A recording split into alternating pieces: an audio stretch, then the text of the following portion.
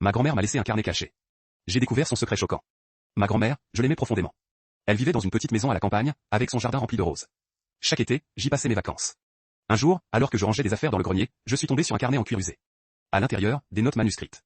La première page était une liste de noms. Tous barrés, sauf un. J'ai senti une étrange curiosité m'envahir. Les noms étaient des personnes de la ville, des voisins, des amis. Pourquoi les avait-elle barrés? Je suis resté là, à feuilleter le carnet. Des dates, des mentions de rendez-vous, des lieux. J'ai commencé à m'inquiéter. En feuilletant, j'ai découvert une note qui parlait d'un secret à révéler pour le 15 août 2020. C'était une date importante, c'était mon anniversaire, et ma grand-mère avait prévu de m'en parler, mais elle était tombée malade avant. Je me suis plongé dans le reste des pages. Des détails de sa jeunesse, des comptes rendus de rencontres secrètes. Un jour, ma curiosité a pris le dessus. J'ai appelé ma mère. Je lui ai demandé si elle savait quoi que ce soit sur ces noms.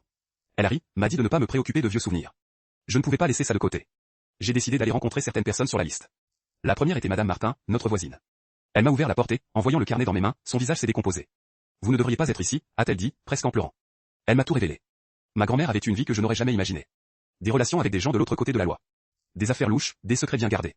Le choc. J'étais partagé entre l'admiration et la peur. Ma grand-mère, la douce mémé qui me racontait des histoires, avait vécu dans l'ombre. Je ne savais plus quoi penser. J'ai refermé le carnet. J'ai compris que je ne pouvais jamais voir ma grand-mère de la même façon.